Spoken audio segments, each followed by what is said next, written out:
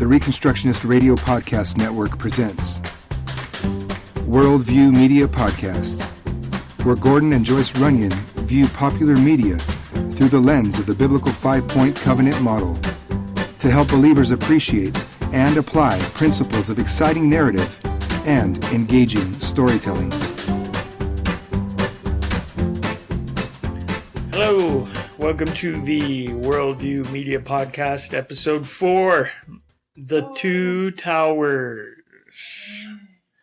where we're going to, every week, take a look at popular media through the lens of the biblical covenant in the hopes of uncovering hints for storytellers and authors and writers with regard to plot and narrative and all of that. So here we are once again. We're flying without a net. Nobody has notes. Yeah, it's great. we just watched The Two Towers again, and we're here to just hash it out. So to your left on the radio is Joyce. Hello, Joyce. Hello. And to the right is Jordan. Hello, Jordan. Hello. And so here we are to talk about The Two Towers, the second in the Lord of the Rings trilogy. All right. Overall impressions, what do you think? Well, it's on par with the first one. You put it at the same level? I think I like this one a little bit more than the first one, actually. Really? Wow. Yeah. Okay. I feel like it might be my favorite of the three, but I won't say for sure until we watch the third one. Wow. Okay. So you gave the Fellowship of the Ring an A+. Yeah. So this gets an A++. Well, this is like it answered the extra credit question at the end of the test, so it gets a few extra points, you know. Oh, okay. What was the question? Who knows? I'm just curious. What was the test? This is your scenario. That's why I was asking. It was a general scenario. And Mom, you thought it was on par, huh? Yeah, I did. It's probably not my favorite out of all the three, but this one's a little bit more violent. It's a little bit more bloodthirsty. It does have some. It's that's true. It's of course, epic battle scenes. Epic battle scenes. Something is dear to Jordan's heart. I don't know why. That's not really true. That's just a coincidence. Okay. Well, I kind of feel the same way. I would put The Two Towers up there with the Fellowship of the Ring, but watching it again, I didn't think I liked it as much as I liked rewatching the Fellowship. I'm not sure why that was. Huh. I mean, I still liked it a lot. There were times like the Battle of Helm's Deep when I was honestly feeling nervous and jittery, like I'm the one waiting to go into battle. Yeah. Well, it's a darker movie. Sure. Yeah, it's a darker movie because you have alliances that really should not have been made to begin with, but because of the other things happen too. So, but yeah. Originally, I don't believe the Two Towers should have been. They should have stood separately and against each other instead of being allies. Right. Saruman did bad by joining his tower with the other tower. Right. Yeah. Okay. Let's talk plot for just a little bit in terms of, did you notice any kind of plot holes or anything like that? Well, I don't know if it's so much a plot hole, but the thing that has sort of bothered me about it for a long time that I remembered when we were watching it again is in the very beginning when we see Gandalf, we're like back in the first movie and he falls and he's fighting the fire thing and stuff, and then Frodo wakes up all freaked out and Sam's like, "Oh, Frodo, are you okay?" And he's like, "Yeah, I was just having a dream." Did he dream that whole thing, or just the Gandalf falling off the thing part that he actually knows? Because we see the whole thing as if he had been dreaming the whole thing, and he kind of reacts like maybe he had been dreaming the whole thing, but how would he know that? Yeah, I'm not sure. That's good beef. I got the feeling that when he sees Gandalf fall, and then we see the big battle as they're falling, which I think I'd like to have somebody, like if we have a math consultant among our listeners, I would like a math or a physics consultant to... Can you really? Yeah, to count how long they were falling. And then 32 feet per second squared acceleration as they fall. And then at some point you hit a terminal velocity where you don't keep gaining speed. Yeah. But would they fall for like a minute and a half? It was a while. I'm thinking they fall right to the center of the earth. My word, they fell for a long time, so I don't know. But we need a math consultant to figure out exactly how far they fell. But I felt like that whole thing was what Frodo was seeing in his dream. Does that mean it was wrong? Well, we find out that it was right. Yeah, right. But so then why would he be dreaming that? Right. Well, because they don't live in a materialistic, naturalistic universe. Supernatural things happen there. Okay, but still, what's the point of Frodo seeing these things? So that we can see them. Well, all right then. Okay, that's fine. It's not a big deal, I guess. Well, I think in that scene, what I really liked was that, Gandalf knew, okay, this is it. He wasn't planning on coming back from that. Yeah. But still his intent was to rid the world of this beast. Yeah. And he was committed to that. If I'm going to go out, I'm taking you with me. Right. And so just that attitude, I think, is really pretty neat. Yeah. Okay.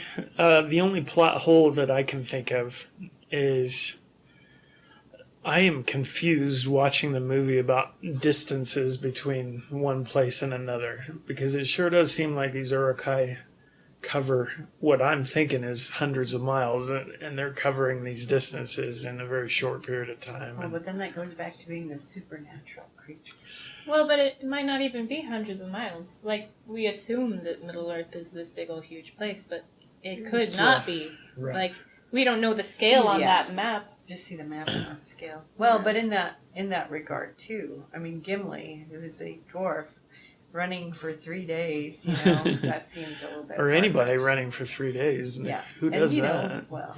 Elves. Yeah. Right. And the place where it was most egregious to me, this thing, is when Fangorn gets up and moves from where it is to Helm's Deep. And my word. And you see how fast the forest is moving. They're not sprinting or anything. They're barely going, but they show up there in time to end the battle. So for me, some of that was a little bit, what in the world are the distances that we're talking about here? Sure. Let's see. I'm not sure we might run across some other plot things, but generally I think I'm pretty happy with it. Yeah. In terms of figuring out all of that. Okay, normally I ask about character motivations and if it all made sense, but it's my contention that in this movie, character motivations are kind of the thing.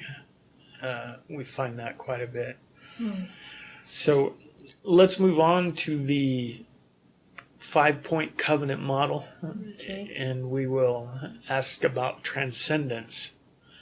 And again, in the Bible, transcendence is generally shown by referring to God's position as the creator of all things. He's also the one who brings redemption. He's the only revealer of truth. He's the ultimate lawgiver. How do we see transcendence? How's it pictured, or what is transcendent in the Two Towers? Any ideas? Well, I guess we get a lot more of the sort of the dream stuff, because we didn't just have the Frodo thing, but also Faramir has his dream about Boromir dying, and oh yeah. So this sort of visions coming from somewhere, from someone to tell people like truths, right? Which is interesting. Yeah, that is interesting. So somebody is revealing things that should not have otherwise been known. Yeah. Right. Well, and you see that with Gandalf coming back too. I mean, he says, "I came back and now I'm Gandalf the White," because who gave him that promotion? Yeah, and he says that he was sent back, right? So there had to be a sender. Yeah, I think that whole scene where he's talking about whatever happened, he traveled through space and time or whatever that was. It's a weird scene, but clearly it had something to do with like an afterlife thing, and somebody else being in charge. Yeah, and somebody else being in charge, somebody who gave him a promotion. And that someone isn't allied with the Two Towers. Right. It's actually a power against them, because that's why he's coming back. Right. It's a good power that's sending him back to accomplish a mission. And maybe that goes back to when they were in Mordor, and he was saying, I've got to think there's something more than just evil. Oh yeah. And so coming into contact. There are forces for good that we don't quite know everything about, but yeah. And then even Sam kind of has his little speech where he sort of talks about the same kind of thing, about how like it looks really bad, but we can't give up because there is good. There's something worth fighting for. Yeah. Yeah, okay, great. Yeah, I hadn't thought about the revelation that happens through the dreams, but that's a good point. Somebody's revealing those things, and that's a transcendence issue. And what I thought about was the Gandalf incident. And maybe this is a plot thing or just something I've never understood. Was he resurrected from the dead, or did he have a near-death experience? Or I feel like I've always felt like he was dead and then he came back. Came back from the full dead. That's what it Not mostly dead. Yeah, I kind of always thought just dead. Well, and I think that's the image you get of him saying, and he smote him and he was ready to, it was done and it was over and that was okay. Okay. Well, I've always kind of thought that it was just near death. That was my take on it, but... but even when he came back, his appearance was different, Yeah, like his whole... Right. He wasn't like the same guy that fell down. Right. Whatever it was, he was in contact with that transcendent power. And, yeah, for sure. So, that changes you? Right. Yeah. Imagine. Right. Well, the other thing that... I'm kind of looking ahead. The other thing that makes me wonder if it was real death or just mostly dead is then in the next movie when he's talking to Pippin about what it's like on the other side and stuff, is he talking about... He seems to be talking about something that he believes is ahead for him as well as Pippin, that they're both going to go to this far country. And then, at the end, he's sailing away on the ships to the undying lands, and which is symbolic of death. Spoiler alerts? Yeah, spoiler. No, it's too late now. Oops. That all kind of makes me think that he was just mostly dead in this movie. But dead enough that he was... Well, maybe it was just a different kind of dead. It's possible. Like a different variety. It's a slightly different flavor. Many categories of dead. You don't know. I don't know. And maybe it's ambiguous on purpose. Maybe that was... I kind of feel like as much attention to detail as is paid throughout these movies. Yeah. When and I have to wonder ambiguous. if we were looking at the book, is there something more definitive in the book that says, because usually sometimes these things are a little bit maybe not as solid in a movie just because they don't have the time or... Right. You just can't translate them well or something. Right. And I read the books, but it's been years ago, and I honestly don't remember.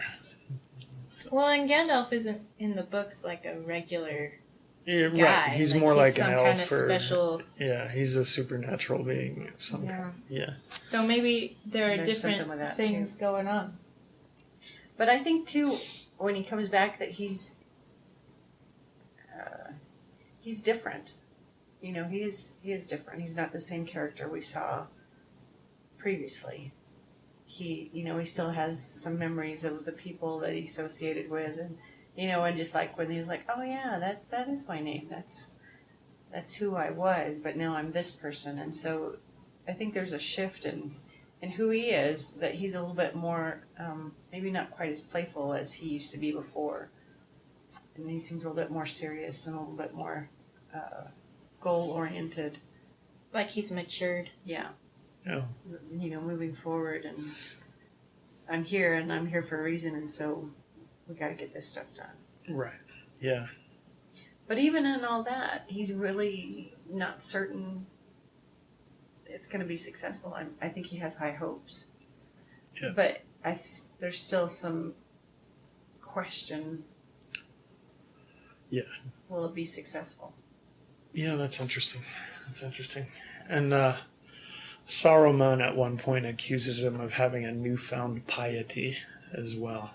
And is that what the white robes symbolize there? And he takes off his outer garment and flashes everybody. Yeah. With his new whiter garments. The piety itself, is that where the power comes from? And are we now getting into overtly religious? Well, you look at his garments and it's all white. And well, but Saruman's had been white, so he's just at the same station that Saruman. Right. His staff is also changed. I mean, he's got a new staff. Differences. Sure. And he tells them, this is who I am, and this is why I'm this person. Right. Very interesting. I think it was a little bit ambiguous. I would like to have that explained a little bit more, but it was pretty cool, pretty interesting. All right, so there obviously is a transcendent power that we're dealing with in Middle Earth. Now, we go into the second part of the covenant, which is hierarchy, and it's talking about representation, and specifically who gets to represent that transcendent power. In the Bible, that would mean like prophets, priests, and kings who stand between the people and God in order to serve God and serve the people. And they play the role of mediators. And so if we acknowledge that there is a transcendent supernatural power behind these stories, then who best represents that? And for me, is there an answer other than Gandalf? Hard pressed. Yeah. Especially now that he's had this experience. This moment of. Sure. He's even more a representative. Yeah. Right. What about that horse thing, Shadowfax? It kind of nice horse. Yeah, he seems perfectly nice, but my thought is there's something supernatural with the horse too. Oh, sure. Right. Yeah. He's not a normal horse. He's some kind of supernatural horse, and in a much lower way. I kind of feel like maybe Shadowfax himself is a representative of this higher power. He comes to aid the good people and stuff like that. And he has a position of he's exalted somehow over all the horses. Gandalf calls him the Lord of Horses. And he's like the only white horse that we see, isn't he? I think Legolas has a white horse. Well, but not white the same way that Shadowfax is white. Well, and the other thing about Shadowfax is that he has no saddle. Yeah. He's just like, okay, he's not a tame horse. Yeah, you're not gonna saddle me. He'll consent and say, okay, yeah, I'll help you out, but he's set apart. Yeah. The elves, again, like in the last movie, I think the elves obviously have supernatural things going on. We see Arwen find ways to communicate with Aragorn on a couple of different occasions. Yeah. Well, even when they talk back and forth between the two of them with Galadriel and Elrond. Oh, yeah. You're like, and that was a little bit like, okay, what's going on here? Is this like smoke signals? Are you reading each other's minds? Right. How is this a cell phone? What? Yeah, right. I do kind of think that's cool, though. They just can read each other's minds from a distance, Long tell each other distance stuff. Telepathy, yeah. then we get into the portion of the covenant. The third point is ethics. And we talk about, in the Bible, when we talk about the ethics portion of the covenant, think of the body of the book of Deuteronomy, where Moses is going through, once again, the Ten Commandments and the case laws applying the Ten Commandments. And it's all about, this is what you should do and this is what you're not allowed to do. And so for those in the covenant, it's the ethics section that defines the boundaries. What are my responsibilities and what are yours? Mm-hmm. And so for me, I think that as we evaluate fiction, one of the easiest ways to figure out what's going on ethically is to point to moral crises, especially those that are encountered by our heroes and how they deal with those. So, are there thoughts in your mind about particular moral crisis from the main characters? Well, we get to meet Gollum. You know, he's kind of a Gollum shadow. Shows up. Yeah. And we've just he's lurking on the outside. We know a little bit about his story, and then there he is. He's after the ring. And so, the difference between the way Sam and Frodo see him is interesting. Oh, yeah. There are two approaches to dealing with him. You know, because Sam sees him and just says, this is a fallen creature. There's absolutely no hope for him. We can't trust him. We can't have him here. He needs to be somewhere else. And Frodo has a little bit more pity on him and kind of remembers what Gandalf told him and said, you know, I can see why somebody would pity this creature instead of just wanting to destroy them. Well, but I also kind of feel like Frodo feels that way about Gollum because he's kind of afraid of ending up sort of in the place that he is, and he wants to believe that there's going to be hope for him redemption. too. Yeah, way back. Yeah, from whatever the ring does to him, he wants to be able to come back. And I was just going to say that when he said, I have to believe that there's a way for him to come back, it's because he wants to believe that about himself. Yeah. Well, and I think you see that in this movie, that being the ring bearer really is a weight on him that he didn't realize as he started off, and that this is becoming a heavier load to carry this thing. Right. And so it's a hard thing for him, and he's struggling with that, and you can see it's kind of wrapping its little tentacles around him and kind of changing him, how he behaves, how he reacts, and then he looks horrified when he realizes that, oh my gosh, I just did this. That was a horrible thing. That wasn't me. Yeah, I thought that was a big deal. Gollum, not brand new character, but he was on the fringe in the last movie, and now he's exalted. He's a main character. Now there's no two ways about it.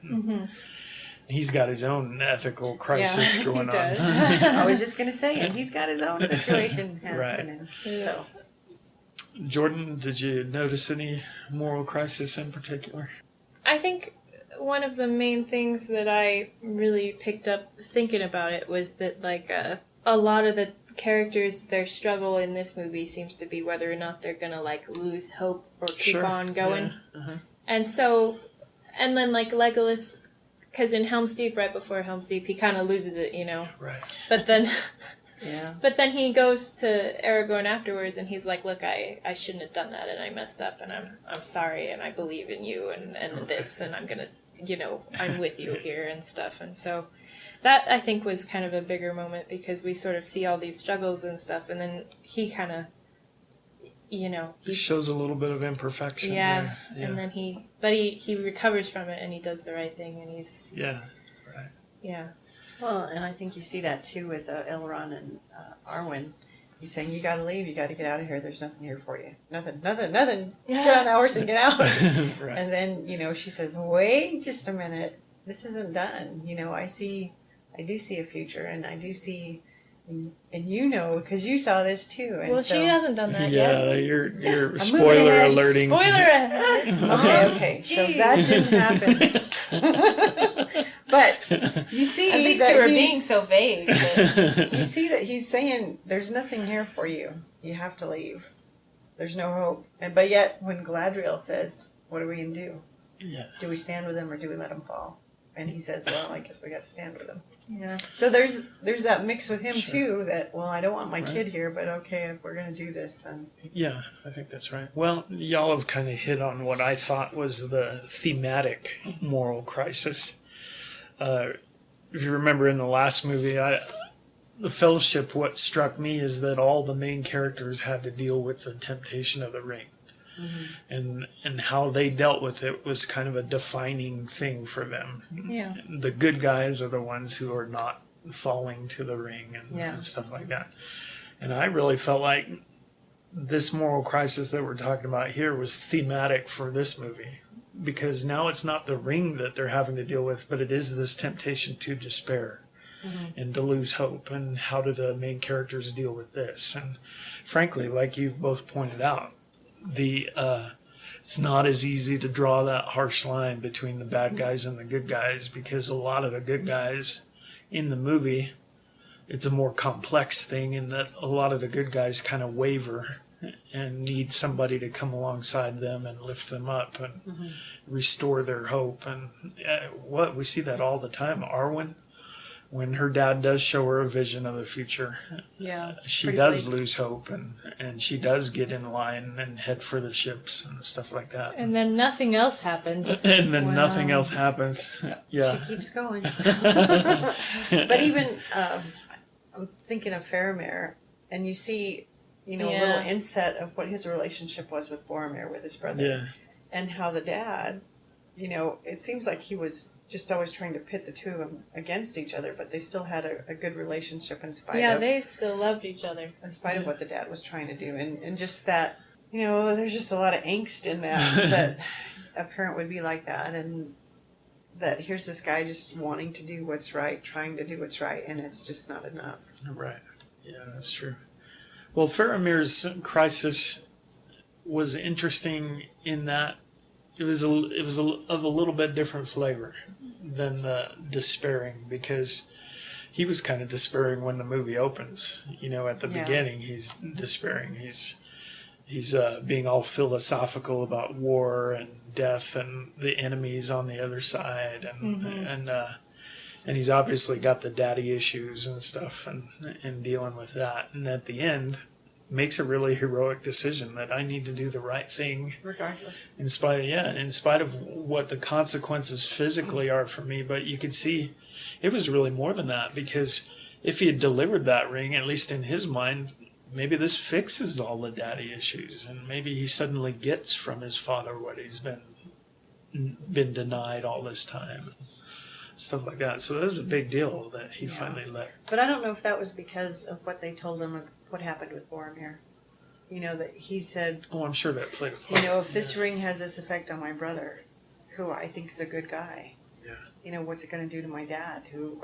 Already a bad guy. Who obviously has some problems knowing what's right and what's wrong. Right. Yeah. Maybe that was some helpful insight to him, too. Very interesting. But if I could go back just a second, the moral crisis that I thought was very prevalent was this: how do we deal with the temptation to give up hope and just give up in general? And as a Christian, what's our response to that? I think that what the movie displayed is perfectly valid for Christians in terms of, you think of Frodo, especially in his temptation to give up and to think that it's fruitless and hopeless. And it was his brother, it was Sam, who continually came to him and was able to, in a non-judgmental way, but he's able to lift him up and understand his burdens and repeatedly kind of lift him up. And we all need that as Christians. So I think that was very valid. And but the other thing we have that they didn't have in the movies was, we have the Word of God and we have promises concerning the future. And so losing hope for us is more than just an unfortunate thing. It's a sin. We're not allowed to lose hope because we've got promises. You kind of felt like in the movie, if any of these characters had lost hope, well, that's just rational. Look at what's going on, and any sane being's going to lose hope. But we're not allowed to do that. It's sinful for us to lose hope because we have a foundation that they don't even have in the movies and stuff like that. Well, but in that same vein, I think a lot of people find themselves in desperate and bleak situations and just think, what good can come out of this? Right. And it's hard when you're there because it feels like you're not going to come out of that. And so that's really, like you were saying, it's really so important to have our scripture and to remember that God is faithful even in those dark times and that you're not alone. Yeah, in fact, as you were saying that, I'm transferring 1-to-1. The situation that we have in America today, it seems like everything's burning to the ground and structures and things that we have relied on, they're all crumbling, and pretty easy, I think, to look at those and be tempted at least to despair. And so I think we need to do exactly what they did in the movie, understand each other, sympathize and empathize and be able to encourage, but like you say, relying ultimately on the promise of God. So, and then in that as well, when they were in a better place, going towards Mordor, Mount Doom. And Sam was telling Frodo, they're going to tell great stories about us. Yeah. And, mostly you is what he was saying. Frodo, he's a brave guy. And then when he said, and then, don't forget brave Sam. And he's like, come on. Don't make fun. Yeah. And really, he didn't realize how important he was. Yeah.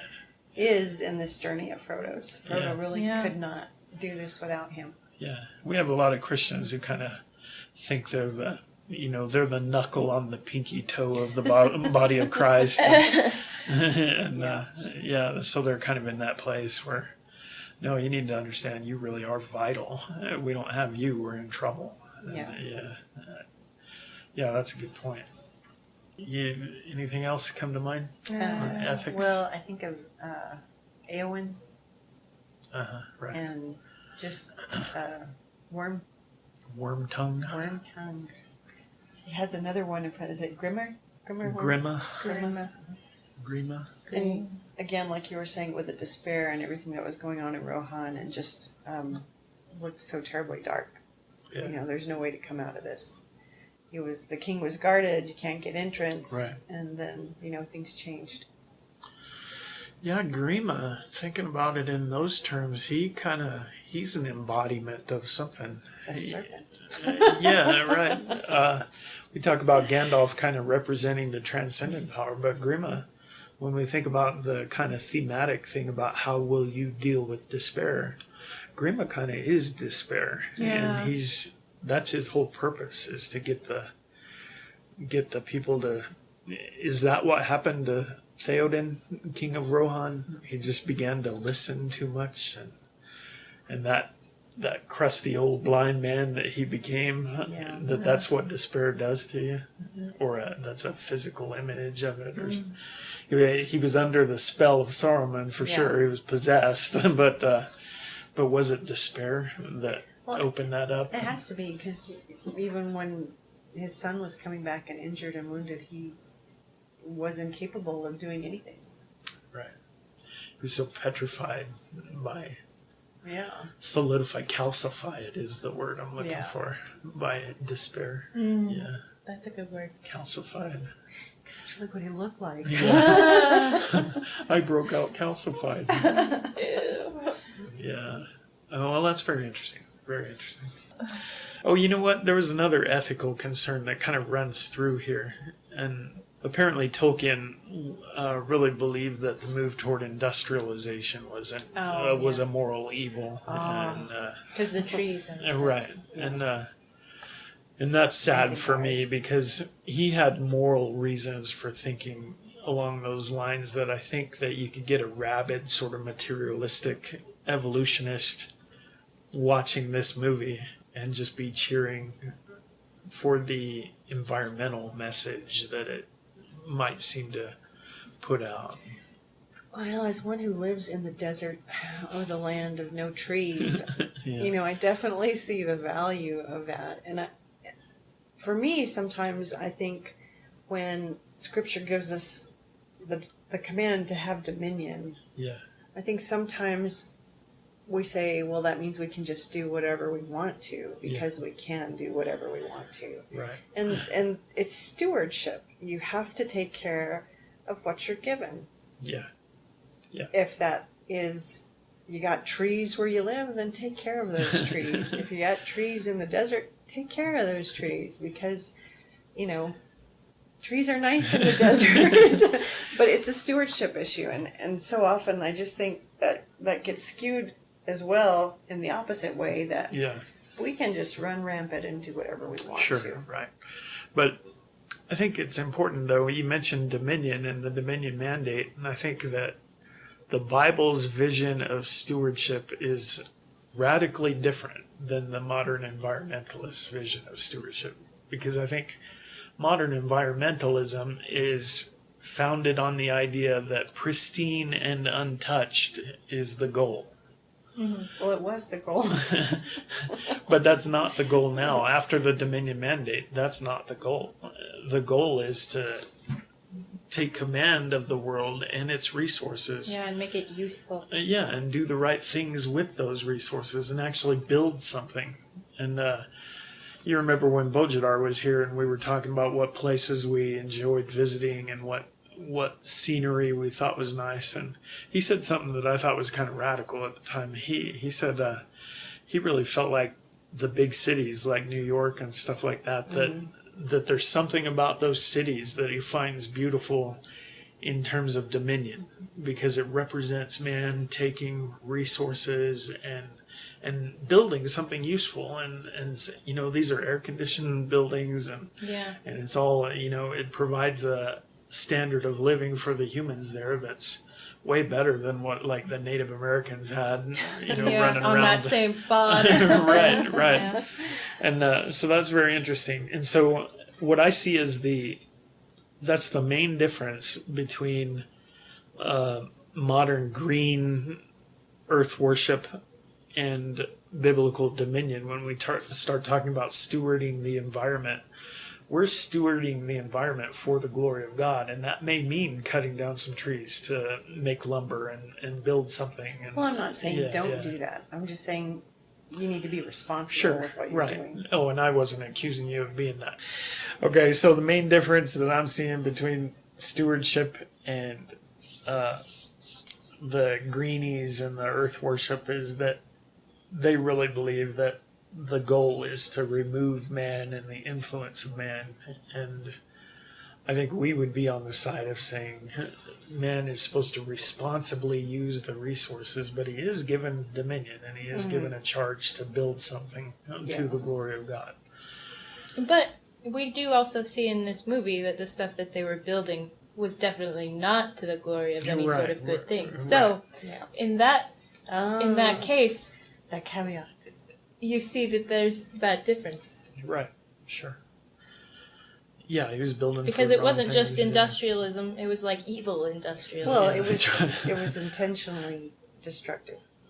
Yeah. Yeah. With no good coming out of it. Yeah, and not wanting any good to come out of it. Like it wasn't like misguided. It was like purposeful evil. Yeah. And that would be wrong even if it didn't have anything to do with cutting down trees. Yeah, exactly. In Christian terms, if it was a overtly Christian movie, it was an antichrist industrialization, and not building like Rivendell or something like that. Because they had to build Rivendell. Yeah. And they had to build that elf place. The nice one that's too weird. Lorien. Yeah. Yeah. Okay.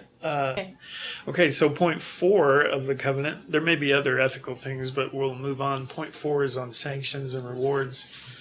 We're talking about Deuteronomy chapter 27, 28, blessings and curses, and how we're rewarded for either our covenantal faithfulness or our unfaithfulness. Do we see anybody getting what they deserve or getting the just fruits of their actions in this movie. The only one that comes to mind for me is Saruman at the end, and how everything that he did build in opposition to everything good and holy, it's swept away in a flood, you know, like Noah and stuff like that. So neat imagery there. The other thing that I was thinking of was when Theoden was brought back and they were deciding what to do with Wormtongue. Right. Because I feel like he would have been right to go ahead and kill him like he was gonna. But then we have Aragorn being like, don't do that right now. And that kind of confuses me because I feel like we're always supposed to... I feel like the narrative is kind of set up so that we're supposed to be like, yeah, Aragorn is right. Yeah. But I feel like in that moment I'm like, dude, go ahead and just take him out. it. What are you talking about? Like, right. So that's an interesting, weird one for me. But it's like Aragorn expects there maybe to be some other judgment that's going to happen at some point further on. You know, like, he's able to have mercy now because he knows nobody gets away with anything ultimately. I mean, that's the only way I can accept it. Right. Okay. Yeah, I see that. He sure was about to get what was coming to him. Yeah, but then he didn't quite. Right. And then he got to go and help. But he will. Oh, spoiler. Oh, darn. Yeah. Right. Okay. Well, in that case, then, you know, the orcs going across the plain with Merry and Pippin, you know, they got what they deserved. Oh, that's true, too. Yeah. The minions of evil yeah. got what was coming to him there. Yeah. Let's see. Anyone else we can think of? Well, did Gandalf get what he deserved? Oh, in his promotion? Yeah. Yeah, I think so. He's obviously more blessed than he was before. Yeah. Yeah, so his victory over the demon of the ancient world and all that, yeah. He's obviously rewarded for that. And then again with Theoden, you know, he was in a bad place. Yeah. And he was brought back from that too, where he had his right mind and was able to rule his people again. And then for a while he's just filled with regret, it looks like to me. Yeah.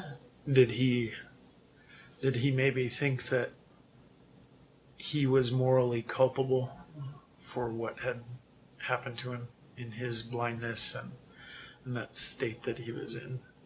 Did he feel like he was responsible for that? Or? Well, not just that, but even, you know, the loss of his son. Yeah.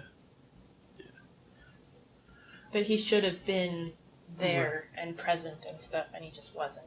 Okay, right or wrong, I think that's obviously how he felt about it. Yeah. Yeah. And I tend to think, just because of the discussion we've had, I tend to think he's probably right in that he didn't have to ever listen to Wormtongue, and he didn't ever have to let Saruman to have that kind of character and, sit by your side at the throne. Right. You know. Yeah, what was that? Why are you letting him sit there? Yeah, right. Exactly. Okay.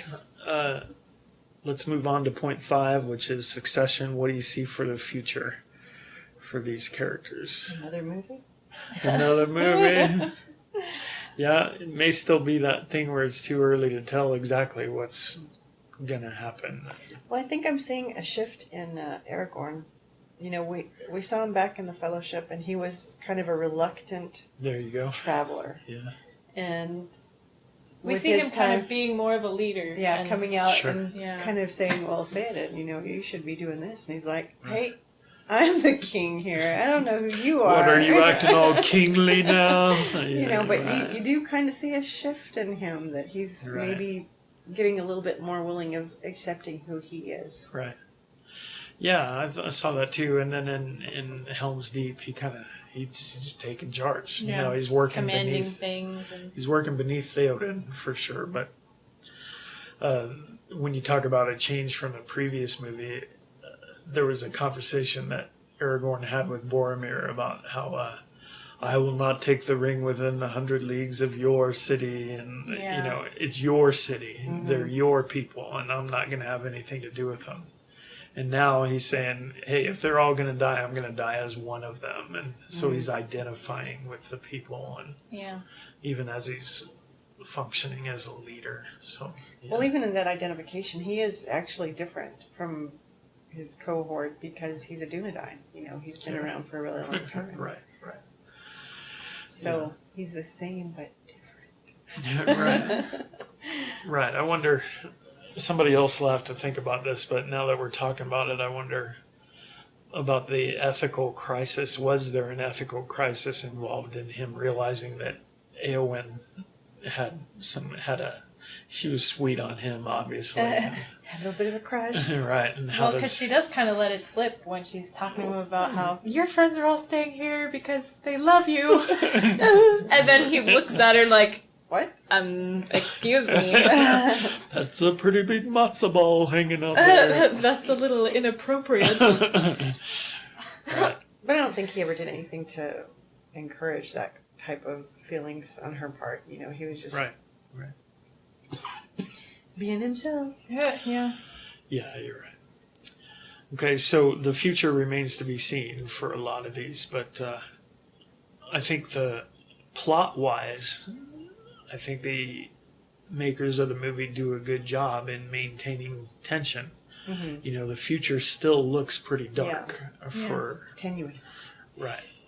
Now, I felt like the scene right at the end, after the Battle of Helm's Deep, where now you've got all our main characters sitting on horses and they're looking toward Mordor, and Gandalf says, the battle for Helm's Deep is over, but the battle for Middle-earth is about to begin. Yeah. To me, that was just cheesy. That was just like, stay tuned for the next episode, And, I just thought that was a complete... I also kind of syntactically with that line, I was like, does the Battle of Helm's Deep not count as the battle for Middle-earth? Because, this is over, but we haven't even started this other one yet. I would say that this was the beginning of that. I feel like the line should have been, has just begun, and not is about to begin. Just from a syntactic point of view. Yeah, surely. We're already fighting for Middle-earth. Yeah. Yeah. All right, so overall grades, A+, A+. Yeah. All around. Yeah.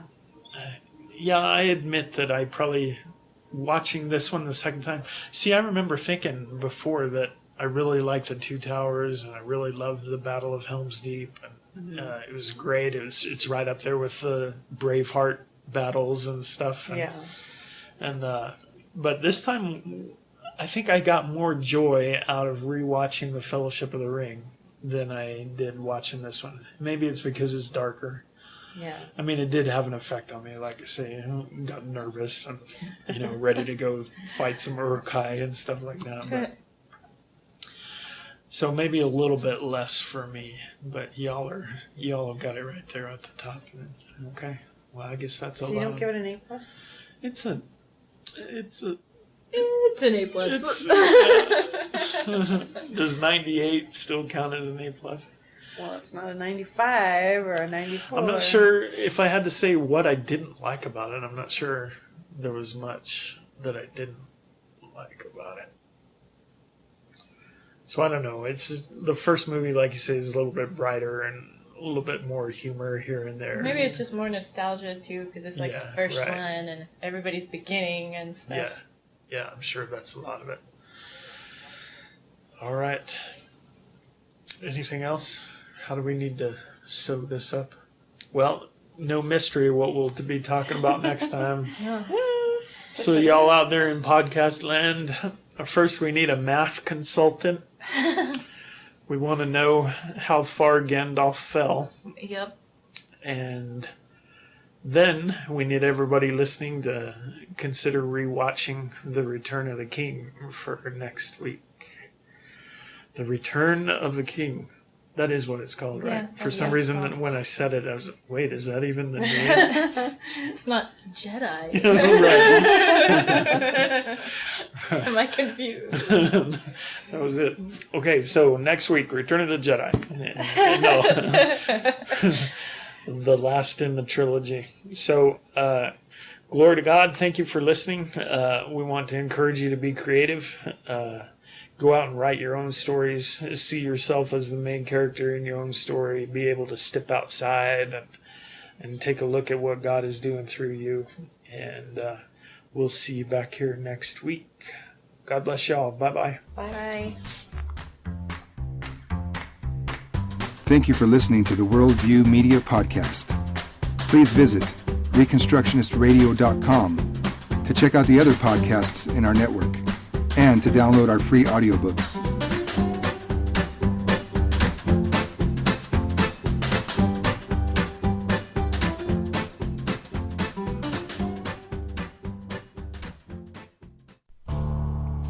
The Reconstructionist Radio Podcast Network brings to you a complete lineup of podcasts where you will hear practical and tactical theology.